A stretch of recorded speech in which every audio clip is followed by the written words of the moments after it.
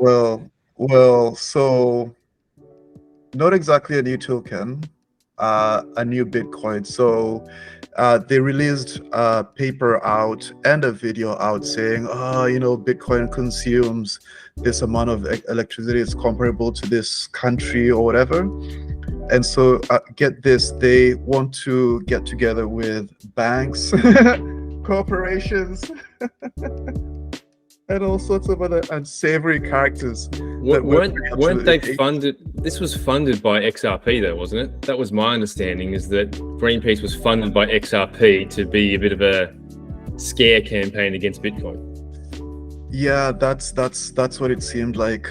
That's what it seemed like. And they had this artist create some skull or something like that. I've seen the skull. The skull looked cool. I like that. Yeah, I don't know. Yeah, and I don't know what reaction they thought they would get, but it wasn't the best reaction. No, I mean, it's one of those things that constantly gets hammered around, is that Bitcoin's bad for the environment. The other one is, Bitcoin's used for, by illegal people. It's used for drugs. These sticky narratives, which are, I guess, a great way to demonize something, have always hung around. The argument that, it uses a lot of electricity. Yes, every technology uses a lot of electricity. Everything that we've ever done and made advancements of has used a lot of energy. So it's a moot point in general. And the numbers they talk about are astronomical, but it's kind of like, you know what else uses a lot of electricity? Clothes dryers, dishwashers, fridges, cars. These things all use large amounts of energy, but they've all made the world in general a better place. Every new technology we find requires energy. So it's a very silly argument. And then there's also the talk about, well, I've never delved into it, but they talk about that a lot of Bitcoin mining uses renewable energy because it's capital intensive at the start, but then the running costs are much lower. So that's incentivizing. I don't know how much, I've heard Michael Saylor talking of, putting numbers towards that. I don't know how true that is, but it makes sense in my mind. I don't know how true that is. But the whole, illegal legal drugs and criminals using Bitcoin, they were at first, and Silk Road very much so helped that. But that's the idea of having a decentralized currency, is that you can do whatever you want with it. Yeah, I mean, honestly, if I was a criminal and I really had a pick of whatever I could use, I would use the dollar. That's the best thing, And I mean, the paper one, it's really hard to track. And then I guess after that, I'd look for other means. But really, paper money is the best bet. If anybody is listening, and it's still used, and it's just used way more, but no one knows how much it's used by criminals. Whereas I think, is it chain analysis or chain link? They do a study. I don't know how they come up with the numbers, but they say like 0.5% of crypto is used for nefarious purposes. God knows how they actually figure that one out. They probably add things like the known North Korea hacking group. They probably put that factor into it. But because it's on the blockchain, because it's visible to anyone, people can see this. So we get an idea of where it's being used. But cash, no one has any idea how much it's used. Yeah, I know. Yeah, it's just, I don't know. I think at this point, people don't take claims like that as seriously as they used to. It's like Bitcoin has become way more mainstream than it used to be.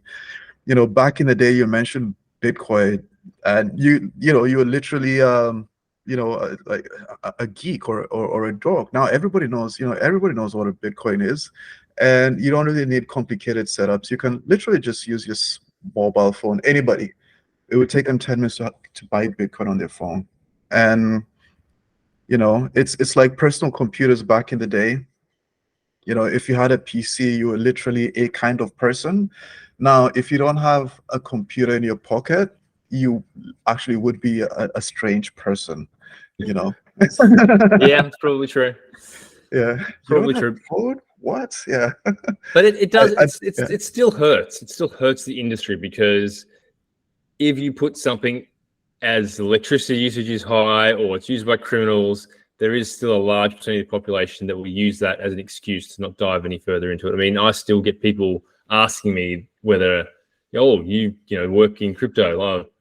isn't that illegal? Isn't that something dangerous? Yeah. Is it dangerous to be working in crypto? I So get that as well. It's a narrative that's hard to get past.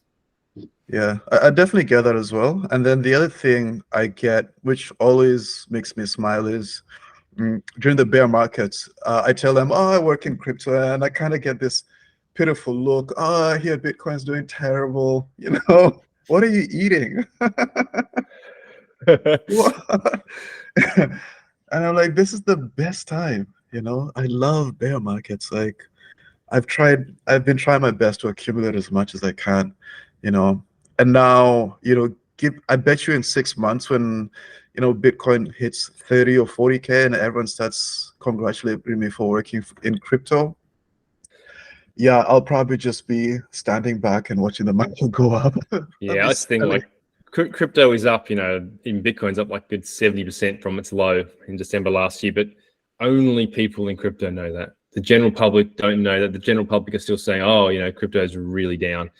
I don't think the general public and the hype cycle doesn't really start until Bitcoin gets back to its all-time high. So I don't reckon 30,000, 40,000 people in crypto like us, we'll be all excited.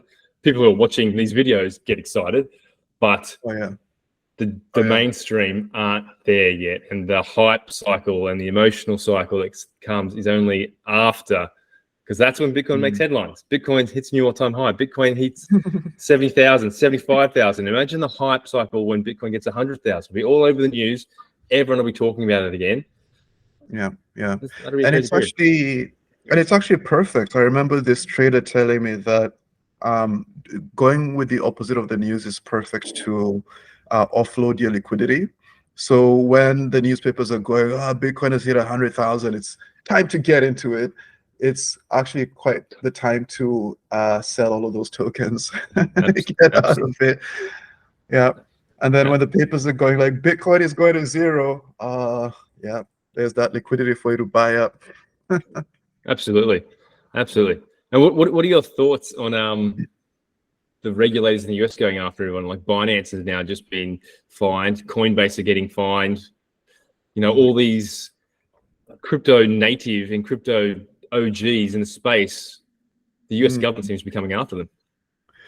It's absolutely crazy. But then surprisingly, it's not new. I only know that because I work for a project, and this was way back in, I think, 2017, where the SEC came after them. And the thing is, when this SEC came out after them, they actually went out to the public and said the SEC is after us. This is the Wells notice they sent us. This is what we've responded. And when they did that, the CEO later came out and said that so many other projects approached him and said, it's happening to us as well. So the way I see it is that the SEC, and I think there's another body, I forget what the name is. CFTC, the Commodities Futures Trading Commission. Yeah. That's the other big one. That's the one suing Binance at the moment. Yeah, exactly. So the way I see it is that they've just had a backlog and they've just been going through it. And it seems to me, as a crypto project, you've got two options. Either don't mess around in the US, don't serve US customers, which a lot of banks actually do outside of states. American financial laws are a little bit insane. Or the other, so either don't get too big or don't serve US customers. Otherwise, regulators will probably come after you in one way or another. I'd love to hear your thoughts on that. Well, the thing I'm seeing at the moment, I think, which really, again, solidifies that I think the bottom is behind this, is simply that all this bad news coming out, going after Coinbase, going after Binance now, different parts of the US government going after them. Don't really understand it entirely, but the price isn't caring. In a bear market, bad news means price drop. In a bull market or the start of a bull market, bad news doesn't affect it. And we're seeing right now, it's not affecting it. Bad news is not affecting the price. It's still holding strong. Like Bitcoin's 28,000 still. So it seems to be shrugging off these bad things that are coming along and still, marching forward. Not to say the price won't go down and up, but I think that's just a strong indication that the market doesn't care about the news that's coming out anymore. That's a really good point. To be honest with you, when I first heard that the regulators were going after Binance, I was actually a little bit concerned, and I thought, should I do a short-term sale? And I eventually didn't, and all I did was just go to Binance and make sure I didn't have any tokens there. But then you're right. Surprisingly, the price just is fine. It just keeps going up, and Binance is huge. I remember back in the day when China would say something negative about Bitcoin, and bam, the price would just sink. There used to be a thing where you could trade the news, but I think the market is kind of a bit more mature and far more liquidity there that you can't trade the news as much. If Binance comes out and says bankrupt, you can probably trade that news, but there's no indication of that. I mean, they're being sued for some kind of illegal operations, that they're being, I don't know, non-compliant and money laundering, all those kind of usual things that I guess the US wants to go after people who are making money for. How much is it true? We don't know. And I guess we probably won't know for a long time. I imagine that one will get dragged out for a very long time in the courts. Yeah, I wonder what they're going to do when they start going after decentralized exchanges. They'll have to try and sue smart contracts. That'll be pretty funny to watch.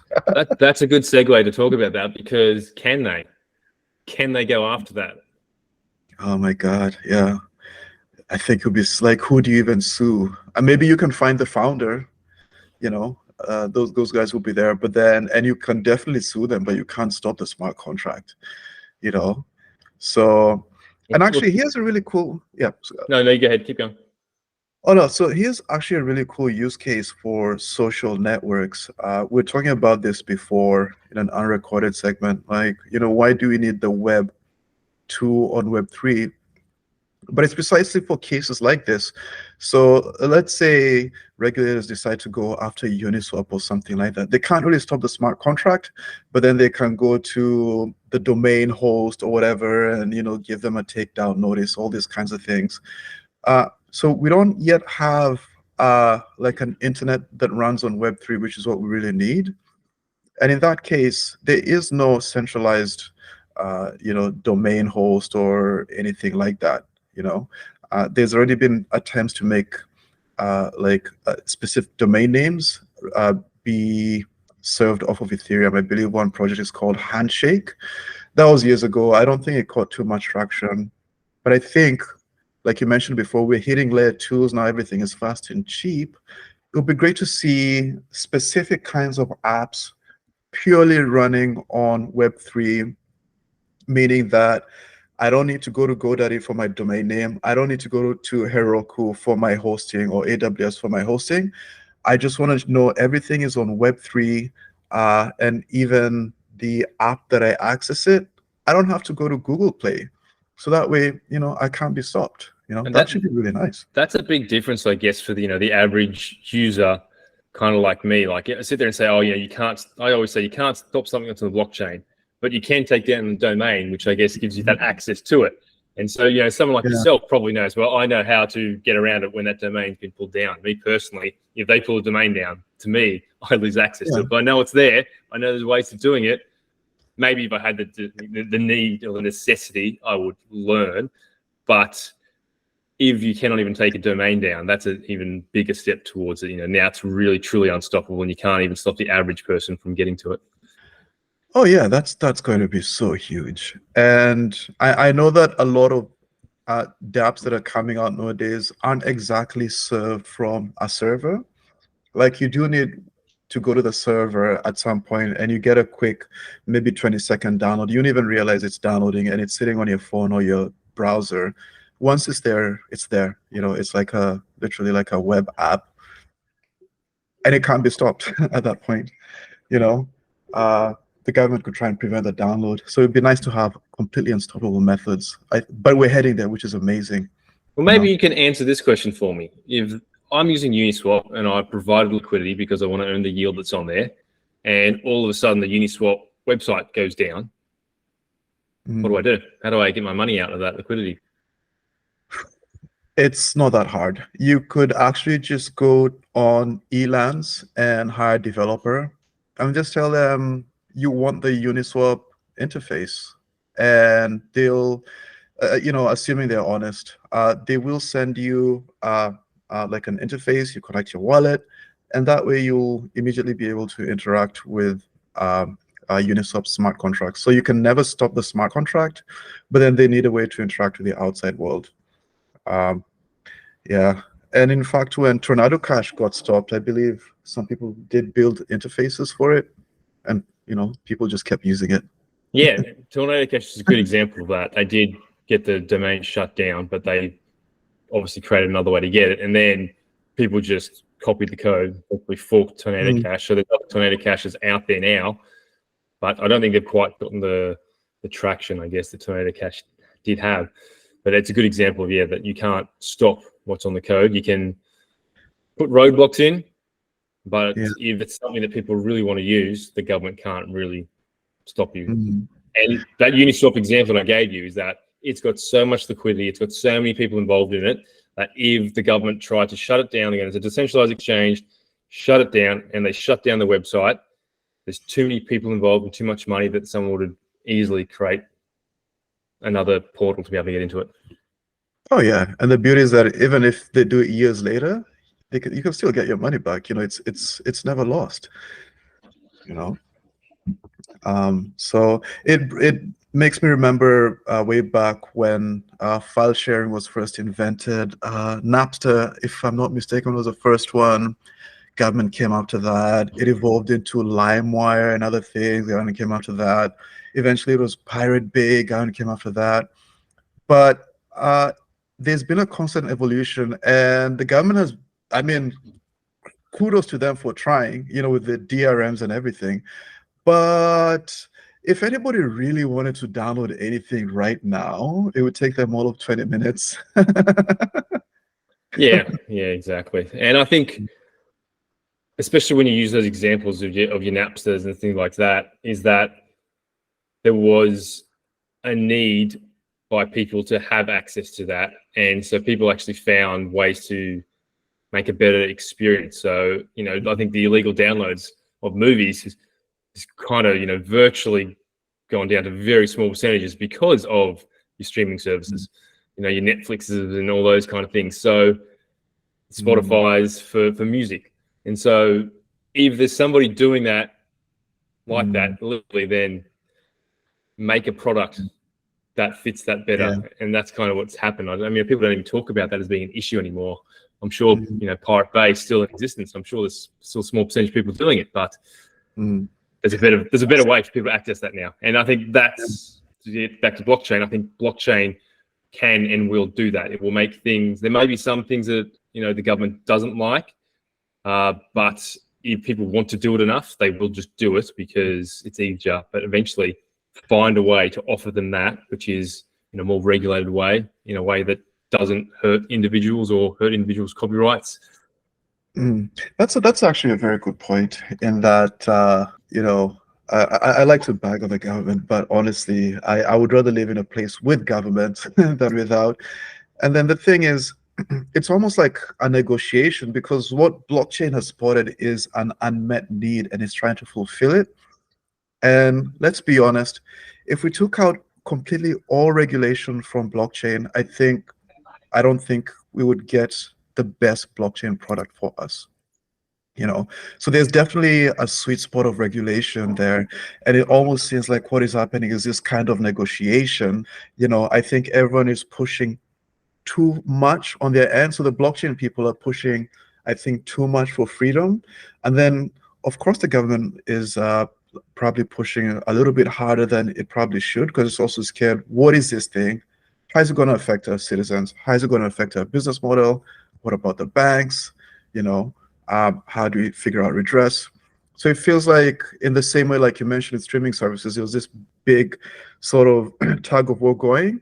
I think we're in that space right now, and eventually we'll probably reach some sort of equilibrium. Yeah, and a disrupting technology is always going to, funnily enough, cause disruption, cause friction, cause angst.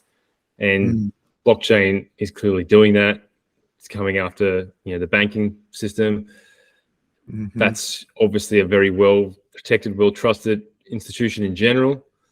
So they want to make sure that that's protected in some ways, and also make sure the transition is smooth. And to be fair, I don't want this either. I think the government does, in some ways, have a responsibility to protect its citizens from a lot of the scams going on. And I'm not saying that that should take away from people's personal responsibility. I think the majority of it comes down to personal responsibility. But if they set ground rules that these applications can meet in some way, shape, or form, that makes it a safer system. That makes it easier for people to understand what is playing by the rules, therefore meets an element of trust. That's where governments have got to step in. Oh, yeah. And something else to remember is that a lot of the times when we mention government, we think of this big monolith that kind of has one goal, and blockchain as this big monolith that has one goal. Really, blockchain is just a bunch of different people with different goals. Some are really, philosophical about it, and they want to create a better place. Others just want to get rich. That's where the investors come in, and in different stages as well. So it's like this whole big ecosystem of just literally self-interested people.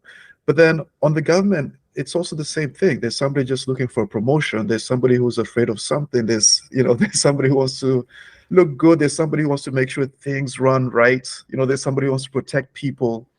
There's all sorts of these players out there, and they're all just kind of coming together. It's like two ecosystems almost like battling it out, like two kinds of bacteria, and eventually they're just going to reach kind of like a middle ground that hopefully. Yeah, it's a very good point that you put there, is that at the end of the day, there's developers who are doing something, who are trying to make some money to put food on the table, and there's government people who are trying to make some money to put food on the table, and they both don't have aligned views. And that's okay. That's okay. We need to respect and appreciate that government officials have a role to perform. Just because you disagree with their role to perform doesn't make them wrong.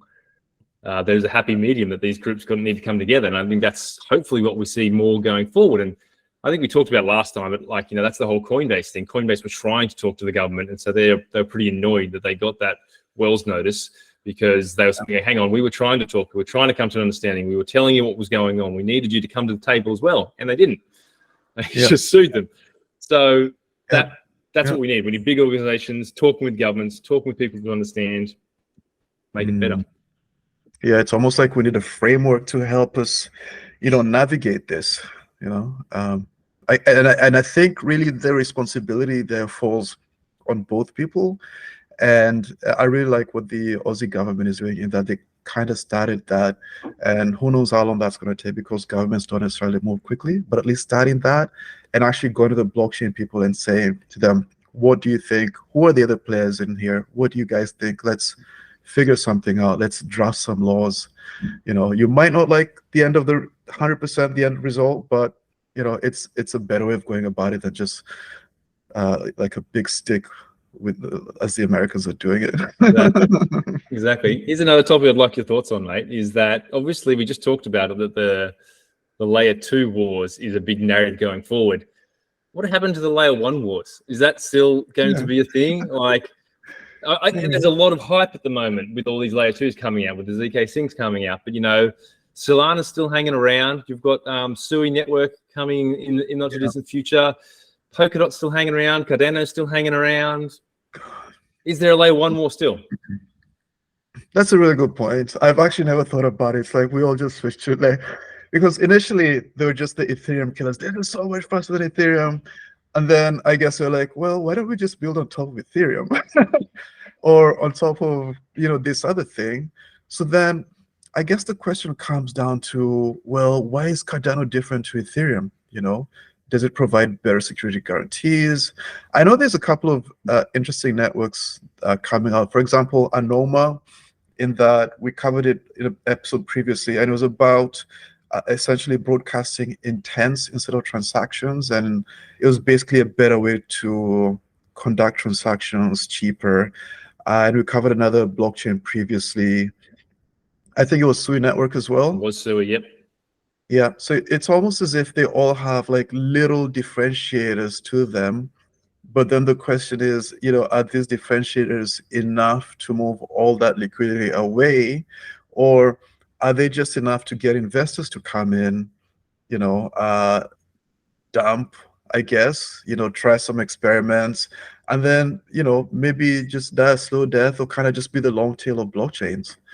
That's a really interesting point, actually.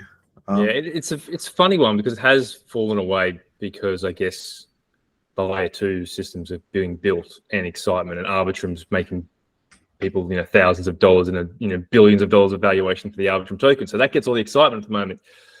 I guess when I think about the layer 1 still, I sit there and go back to what's the analogy that I would use? And I sit there and go, well, I would compare it to, I guess, computer operating systems. We have Windows, we have Apple, and we've got, for the geeks out there, Linux. Maybe not the geeks, I don't know, maybe some people use it. I've never really used it. So we've got three effectively, two powerhouse. Two powerhouse operating systems and one on the fringe, which people do still like to use. Maybe that's what blockchain is. Maybe there's going to be two powerhouse blockchains out there and then some other little ones that people like to use for very niche cases. And we know the answer, I think, now. No one's saying Ethereum is going to die now. So one of those operating systems is Ethereum in the future. And so we're looking at, well, what's the other one? What's going to be another one? Is there going to be another one? I personally think there will be. I think there's going to be people who want to have something not on Ethereum. And we're talking about smart contract blockchains here. We're not talking about your Dogecoins and the other kind of ones of more being currencies or commodity style ones. So smart contract blockchains, yeah, I think there's going to be more than one. So I think the layer 1 war per se, I think the war is over. Ethereum has won. But that doesn't mean there's not going to be a second and a third kind of place in this game. Oh, yeah, totally. Yeah, I think I agree with you. I mean, as a developer, if I wanted to build an app, I don't know why I should be excited about another layer 1 that's come out. It better give me a really good reason to build on top of it and not just go to a layer 2 on Ethereum, And now we've been talking about layer 3s. So, why should I go to that new fancy blockchain with nobody there, and not like a layer 3 on Ethereum? It has to be so much better. It has to be way, way better than Ethereum to make people want to do it, because otherwise people won't make the change. That's that network effect that's going on there.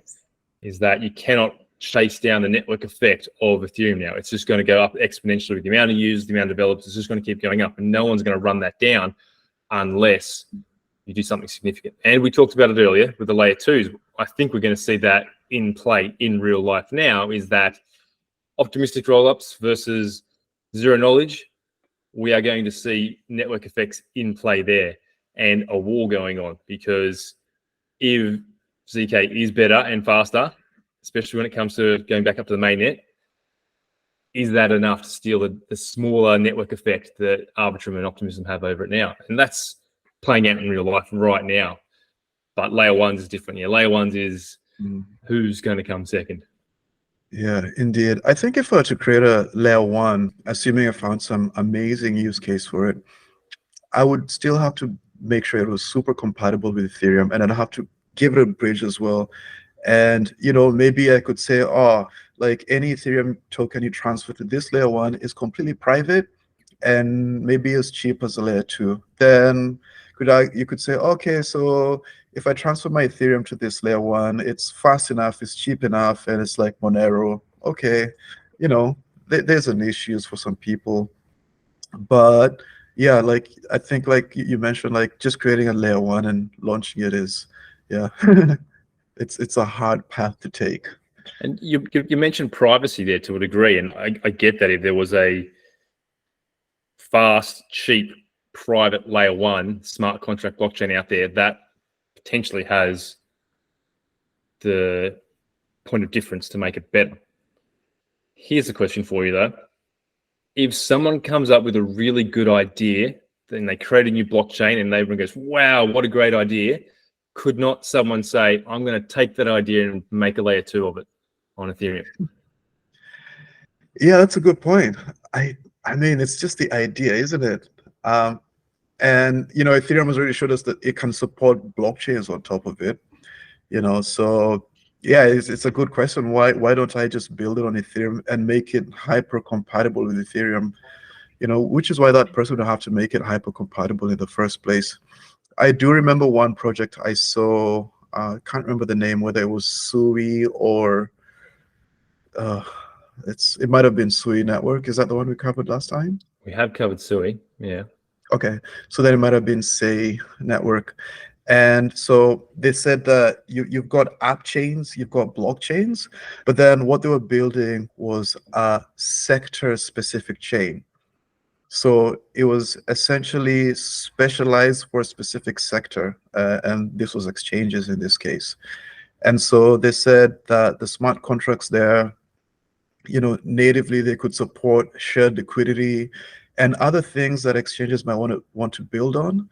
And then they also had bridges as well into Ethereum for compatibility, and on top of that, privacy. And so their pitch was that we've got a blockchain. You don't want to build a social network or anything like that. It's optimized specifically for speed, for exchanges. If you want to build an exchange here on us, you can either opt two ways. You can either build your own liquidity, or you can actually dip into a shared liquidity pool. And so that makes it interesting in that exchanges aren't really competing for liquidity, just for different services. So, one exchange might focus on futures or options or whatever. Another one might just do, one-to-one swaps. Another one might give you order books. So that's something that we might see coming up, according to their thesis, is that it's a sector-specific chain, very specialized. We might see one for social networks, let's say. That could be an interesting space to watch. Yeah, that sounds reasonable. I'd have to say is that there should be very niche products out there for a very niche audience, and that would have to have a benefit to that niche audience that would make them want to do it. But network effects are hard to overcome, regardless. Yeah. And user experience is hard for people to change. Like, there's how many different web wallets out there, but I pretty much use MetaMask for most of my things simply because I know how to use it, and everything in the EVM world connects to it. I know there's others out there, and I know Phantom. I've used Phantom on Solana plenty of times, and I know Phantom's coming across to Polygon, I'm pretty sure. I won't use it, not because I don't like Phantom, but because I use MetaMask, and MetaMask is used everywhere, and I don't want to change it. So Phantom have to do something significantly better for me to want to do that, and they're not. Yeah, it's gotten so competitive and crowded. If you and I launched a token back in 2016 when Ethereum was new, that would have hit the papers. Two guys launch a token on Ethereum. Make a really good white paper telling me how you're going to change the world. Oh my God, $1 million the next day. Yeah, well, that was the problem. That was the problem with the ICOs. Had just some random blokes come up with what may or may not have been a good idea, but they sounded like they were really smart, and they made a bunch of money, and they went, bugger it, why would I bother doing anything anymore? I've already got the money. Yeah. Exactly. Things have changed. Things have changed, but that's an evolution for the better. Let's face it, that's an evolution for the better. This is the thing, is that back then it was ICOs because there was no VC funding. And I know there's probably a lot of, real crypto native people who don't like that VCs are in the space, because I guess in many ways it's taken away from the individual investor like you or me to be able to get into these early. But what it has done, it has meant that good projects with good teams do get funding, because these VCs do go through a vetting process, and good products are coming to the market. So that's the advantage of VCs in this space, I feel, is that the individuals who are putting money into a random ICO, I did do vetting processes back then. I was rubbish at it. I was like, oh, that sounds cool. Oh, a gas war trying to get this ICO token. This is awesome. People weren't doing that. People lost a lot of money doing that. But now, that, and then individuals have the opportunity still. Crypto will always allow that opportunity to get in early to things. But the VCs definitely have taken a large chunk of that. Oh yeah, a massive chunk. Like you've mentioned, some projects are funded to the order of hundreds of millions of dollars. And to be fair, that's why we're getting all of this crazy tech out, this zero knowledge tech out. Who knows what's on the horizon? Yeah, and it was needed, because the whole thing was people released the token because an ICO because they needed money to fund these things. Whereas now they're not incentivized to do that because they've already got a lot of funding, and the token will come eventually. And just like Arbitrum's token came eventually, but they didn't need the money to be able to build what they wanted to build. They were able to build an awesome product, put it out there, battle test it, get people using it, get people excited about it, and then their payday came. Exactly, and then release the token for good reasons such as securing the network if it's proof of stake, or fees or something like that. So or the concept of the DAO making your at your layer 2 decentralized, because Arbitrum is not decentralized.